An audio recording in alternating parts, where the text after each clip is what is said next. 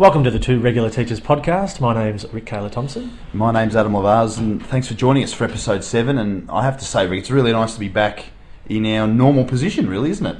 In the flesh. In the flesh. I didn't like it last week. It was too far away. The Skype recording was a success, but to be that distance, mate, it was almost hurtful, really. It was, but you know, there is going to come a time when we're going to have to do that again, probably. We are, and it's good to know it works. It is good to know it works, and I guess it feels like we only did a podcast yesterday. We are coming to you from a Tuesday evening. It's July 29th. Reason being that one of us, being me, this time is heading off on camp tomorrow. Yeah, your turn to go on camp. It was my turn last week to go on camp. It's amazing how it happens so quickly. Like I feel like I've only just got back from camp, but it's almost been a week. And off you go. Where are you headed for camp, by the way? Well, it's an urban camp. I'm actually heading back up to Melbourne. I was there last week, but it's a Melbourne Discovery Camp, and it's actually pretty exciting. We're doing lots of pretty cool things. Yeah, I love that camp. We go to that one too. We do that in the even year, and we do that too. And you go to the MCG, catch the trams, and go out for dinner. And I think it's actually a great life experience for the kids because so many of them haven't been on the trams and things. So that's right. I think it's terrific. Yeah, you're really out there in the public, aren't you? Yep. Yeah. So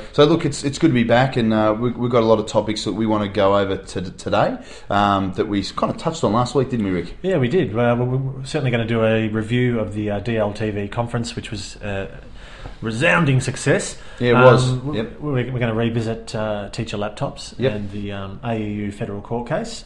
And a little bit about goal setting as well in there, as including the anecdote right at the end too. So look, we want to say thanks for joining us tonight. And Rick, I reckon it's time we get stuck in. Absolutely, let's go.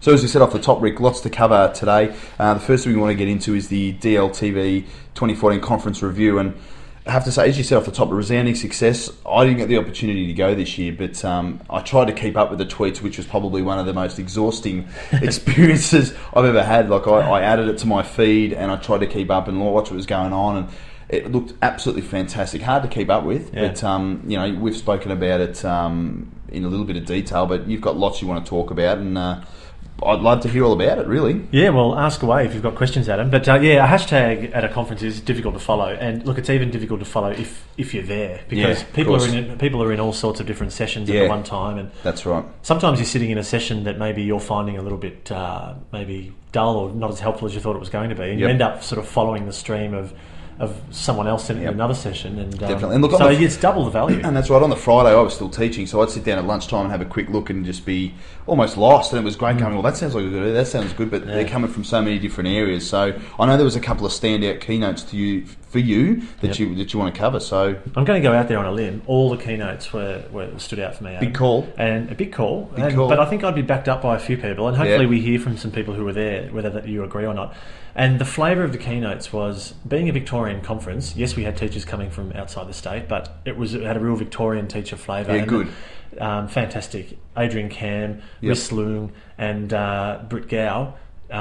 Pretty sure Britt Gow's from Victoria. Apologies, Britt, if you're listening. You should be, Britt. If you're not, you should be. So let's get that out of the way. But I just want to touch on a couple of things that they focused on, and hopefully there is an opportunity for people to be able to maybe see. I know that DLTV were thinking of, they did film the keynotes. Yes. Adrian Cam talked about lots of things, and about empowering our kids, and about how maybe that we're still just not, empowering our kids enough. He asked the question, what's your excuse? And I really liked, there was a particular slide he put up where he said, all of us at some point have that bullshit excuse, pardon my French. No, you can say that, because for not doing what we should be doing in learning. And I think deep down sometimes we know it. Yeah. We come up with it, we get a bit tired. Yeah. We get a bit overwhelmed, and we just come up with the excuse, I'm not going to do that. I just can't find the time. Yeah. When a week later you sit back and go, you know what? I could have found the time, but I had that BS excuse. I didn't actually want to put the time and effort in, and our kids miss out on that because of it. Sure. And he talked about timetables, and we might talk about this as another topic, but this was really interesting about how timetables were invented a long, long time ago. Yeah. And for some reason in a lot of businesses, particularly schools, once the timetable's been made, it is as rigid as anything. Yeah, and we live and we die by the timetable. Yeah. And it's so it is, inflexible sometimes. Well, I was going to say timetable and flexibility are two things that don't go together. They clash like any other thing on the planet. It just doesn't happen. Sure. We had Quado, who's a film director, and he is actually Arndo's brother. Arndo, you might know from television. Absolutely inspiring. I can't put in words properly how I think a lot of people felt about his speech. My advice is just if there's any TED Talks or anything out there with Quado on YouTube, look for them. But his story, young learners need to hear his story, because it was all about perseverance, passion, and always trying your best. Because he started it as a refugee on a leaking boat, basically. So there's a whole lot of issue there. But unbelievable. Yeah, and perseverance is such a big topic at the moment. Our kids don't persevere enough. They kind of get to a certain point and go, it's either enough or it's too challenging and I don't want to do it. And you hear a guy like his story, and the kid's just got to sit back and go, if he can do that, then I can do anything. And his delivery was simple and straight to the point, and I think it actually would suit young people. Yep. Rhys Leung and Britt Gow did a half-hour keynotes that were focusing on being connected, how they've been connected over their career, and also just challenging students. So if you haven't seen any of their work, two fantastic, talented teachers. And I got the opportunity to hear Rhys talk last year at the TL21C conference that we went to, and she was fantastic. So I've no doubt she was just as good this time around as well. Yeah, sure. Just a couple of other things that were really interesting. The gaming in education stream was really interesting. So what they were trying to do in this one, it was run by a few gamers who are education people. Fantastic. There was even, you'll get excited here, Adam. I'll explain the premise first. Okay. We did explain it a little bit last week when we talked about Kynan Robinson's post and what they were trying to achieve. So basically, instead of a sit and deliver type session, a hands-on session where they had they had set up a little area near the escalators outside rooms. It was in the corridor. And Adam, you'll get excited about this. They had a Commodore 64 set up with Pac-Man. Oh no, that's who? Who's brought that in? That is just that's almost exciting if you had to set that as Super Nintendo with Mario Kart. Well, they had Super Mario, and I didn't get a chance to have a go at this. They had Super Mario with the wiring set up going through pieces of fruit, and they were using the. Now, I'm quite a bit of a layman at this, but the fruit was somehow generating the power through these leads to power the game for you to play Mario. I'm sure we might try and find an example of it on YouTube to see it in action. Amazing stuff. But so the gaming and education stream was just something different. Really great stuff. I guess in my wrap up, we might put a couple of links on the post of some other things that I found really interesting. There was just so much great sharing. But the most powerful thing was, and I tried to sum it up in a few lines on my photo blog. And it was about the networking and the conversations that happen, Adam. Because the best thing about a conference like this is the conversations that happen in between the main event. Definitely. Walking up an escalator with someone on the way to a session, past standing at the lunch table on your break. And you're right. Some of the most powerful conversations you can have are those very conversations. And it extends what you've talked about in the session that's just previous. So there's actually no limit. So when someone's 45 minutes or so is up in their presentation, the conversation doesn't stop there. Yeah, that's right. And so it's very hard to sum up. Look, I will say to you though, just to sum it up, if anyone is listening out there who thinks that sounds like something for me, you'd recommend it. Oh, absolutely, 100%. It's up there with one of the best conferences I've been to, and I think that's saying something because this is the first year that they've combined VITA and ICTEV, and it's very inclusive. That's the final thing I'll say. It's a very inclusive conference. Definitely. You don't necessarily have to be an absolute hero in everything you do. There were pre-service teachers there, Adam. Yeah, and look, I want to say what I got out of the tweets was that so many people were saying, I feel after 12 hours here, I feel so connected already, and people just bantering back and forward on there and sharing their ideas that may not have met before, and that's what it's all about. So, look, we do want to wrap it up. We don't want to go on for too long, but we do want to hear from other people that went. We'd love to hear what you got out of it, some of the key things that maybe for you that maybe we didn't discuss. There are a few reflections that are out there. Aaron Davis wrote a fantastic reflection about that stuff we're talking about how it's all about networking. We might put Aaron's link up. That'd be great. It really does feel like you've got another staff out there, Adam, when you go to events like this. That's a great way of summing it up. So, so Rick, all around success? All around success, 100%. Fantastic. Last week we did speak about teacher laptops and the current court case that the AEU are in, the Australian and Education it's still ongoing at the moment. Still ongoing, I think apparently they had a lot of witnesses called last week. I'd love to know who these witnesses were. It's interesting. Witnessing laptops in education. I'm surprised we didn't get the call up, to be honest. Not sure. I mean, we just did a quick search, didn't we, on Twitter and in our email to see what sort of updates the AEU had sent through. Nothing really since last Thursday, but we thought we'd just take the discussion a little further because we've had some interesting discussions with other colleagues, both respective colleagues of our schools since we did the podcast. We also received a fantastic comment today on the blog, which I do encourage other listeners to go and have a look at, from Andrea, who is a first-year teacher and has some great insights into her laptop experience so far this year. That's right. She still doesn't have one. No, and that's unbelievable. And as I've mentioned too, our first-year graduate teacher at my school got hers today. Yes. Just today. Third week of term 3. Yes. Look, we don't want to harp on and be negative, but it's almost unacceptable, really. It is. It is. And Ange posted some pretty good questions in her comment, which I think we might let you go and have a look at. But I just want to touch on the point that she's made, that she still doesn't have hers, because in the article that was in The Age last week, the department's argument was that and we mentioned this, that teachers can have as much personal time on their laptops as they want, and that they are paying less than if they go out and buy one. Which is true. That's certainly not a lie. We are paying less. When you add it up over 3 or 4 years, that's $4 a fortnight. But it's a requirement for the job, isn't it? It's a requirement for the job, and most people don't get it day one, so they don't get their laptop day one. And most grades probably won't get it, as Andrea's comment suggests, until late in the term. Now, I know that a technician said to another first-year grade that I was speaking to recently, the technician came in, I think it was last week or something, and they said, "Oh, haven't you got your laptop yet?"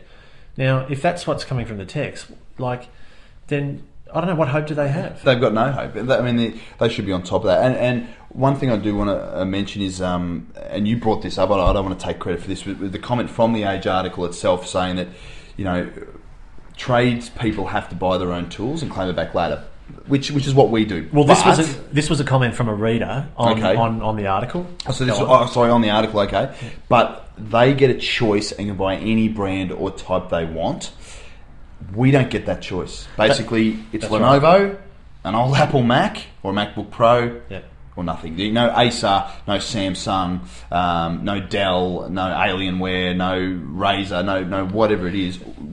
We basically get given what we're given. That's right. And we don't get the choice of when we get it either, because we have to wait for it. That's now, right. if a technician says, yes, I'm happy to use your personal laptop and put the school software on there, if you look at Andrew's comment, it does say that there are lots of teething problems. It doesn't necessarily work that well. Yeah, and it's. I think what it comes back to is how much we need it. We need it to write reports. I think every classroom out there would have at least an interactive whiteboard or a television or something they need to hook it into to do some of their teaching. If you don't have that, it limits your ability to teach so much. And imagine a person coming over here to build a deck or build an extension on your house and going, look, I've got half the tools, but I'm still waiting for those other half to get here. They should be here midway through the year, and look, I'll just make do with what I've got. You're not going to be able to get the finished product you want, and we want to be able to deliver a curriculum to our students that is the finished product. Yes. And without a laptop, we can't do that. So if this program continues, I guess my question is, shouldn't after that point, shouldn't teachers, when they start their career, have this tool on day one? Now, I'm not sure what the reason is behind that. Is it because Lenovo and Apple can't supply that many? Surely not. Well, they do it every day. Or can the department not afford them all at the same time? I know there's thousands of teachers across the state, but still, I don't understand why. But also, I can't be done. But why can't they plan ahead? We know that there's going to be this demand for it. We know, why can't they have a few extra? And why can't they go, look, June, we've got grads starting in January next year. Let's order them now. And even if we've got some extra, surely they can work out something to send them back, or use them somewhere else. To me, we may be glossing over a little bit, but it can't be that hard, really. Well, so what does your school do in terms of supporting their graduates or any new teacher when they're waiting to get a laptop for the first time? We'd like to know that. Definitely. Is there backup ones to be supplied, or is it more just survive until it comes? They've got to borrow it off someone else. Do they have to bring in their own? What is it? So we'd love to hear about that. And we do want to say too, Rick, that once the court case sort of comes to a bit more of a close and more information, we do want to talk about it a bit further as well. So absolutely, I'm sure we'll hear more about it in the coming weeks. Sure. So Rick, moving on from that, one of the last things we want to talk about in the podcast, it's actually something that is passionate to me, and something we've been discussing at school is goal setting. And I know even you said that it was something you discussed tonight at your school as well. Is that correct? Yeah, well, obviously goal setting has been going on for a while at my school, but tonight we had to finalise our TIP, our team, I think it stands for Team Improvement Plan. Yep. That we've got to work on over the next term or so about how we're going to improve our practice. Yeah, and that's right. And something that's come up for us too is goal setting is really important. It does empower the kids. It gives them something to work towards. The discussion I want to throw out there for our listeners today is what is too little and what is too much. Now, something we're pushing towards eventually is having our students having a goal for reading, writing and maths that we conference with, and we use Evernote for that. We update it so we can take the information across every year.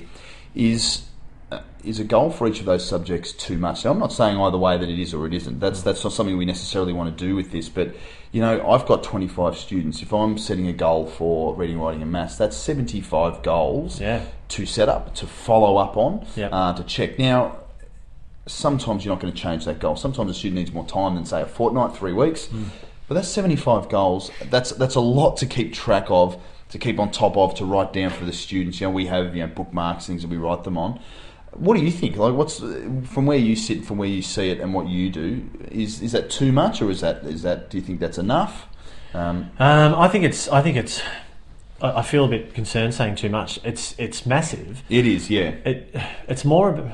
I don't know, like I'm trying to think of maths because I know in some of my experiences, depending on what topic you're covering in maths, where you might be doing addition and subtraction and then a little bit of measurement, they may have goals that just suit that particular topic. Yes. But they may, if they've done some sort of pre-test before you do that topic, then they may have 8 goals that they've got to work on over the period of maybe 4 weeks. Now that's probably all right. Yeah. But I think if students have this huge list of goals in front of them, it's going to confuse them. Yeah, and that's particularly right. some students we know that maybe need extra support. That's right. I really like the point about the maths too, because sometimes if you're doing addition and subtraction, you may only get the opportunity to spend 3 or 4 weeks on it. Now, whereas reading, for example, the kids are always reading, doing activities where you can set them a goal, and you're not going to move on so much that they can work on it. Same with writing to an extent, but maths, there's so much you got to cover. It's very quick. You want to go between it and setting it up, and setting that goal and keeping them on it is tough to do. And I suppose the aside of that as well is,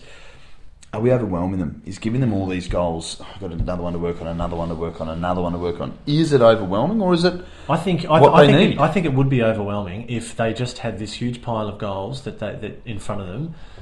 Or like whether it's a huge checklist or something like that, and they look at all of them and go, wow, I've got to work on all of them. I reckon that would ruin motivation. But if you're able to somehow, I don't know, orchestrate your goal setting in the classroom so there's small steps. Maybe bigger steps for some of your high achieving students, but small steps, I think it could be better. So part of our plan that we were working on tonight as a team was how to put it back on the students more, to give them more ownership over their goals. We're sort of finding that it's us doing a lot of the setting, which is sort of what we need to do because we are their teachers. But we were talking about having boards up on the wall with the current goals that maybe they need to work on for a particular text topic in writing. So the students look at the board and they go, right, well, I think I need to work on my paragraphs for the early part of this persuasive text. And I really like that because that eliminates them just going, well, I think I just need to work on my use of A letters or something, and you're looking at that going, that's not what you need at all, whereas up on the board there, they kind of go, actually, that suits me. I know last time I did writing, I didn't do that very well. I didn't do that very well, so that's one I can take off there, and it gives them some direction without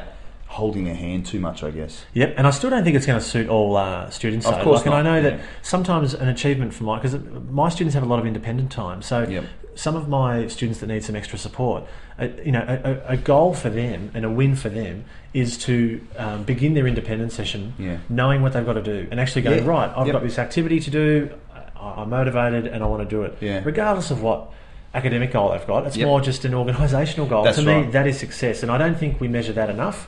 Sometimes we get hooked on these curriculum goals, which are important, but sometimes some students just need a goal like that. And some kids can't get to the curriculum goal because they're not organised. They can't get to those things because they can't get themselves going. Well, what's wrong with building independence and allowing them some success in that? Exactly right. So I guess I wanted to start the discussion, and we may come back to it later, but I'd love to hear what other schools have done, what they do with their goal setting, if they do it, if they don't do it, how they get their kids to choose their goals. Is it teacher driven? Is it student driven? If you've got some feedback, as you said before, we'd love to hear about it on the blog or through Twitter, and hear what you guys are doing. Great.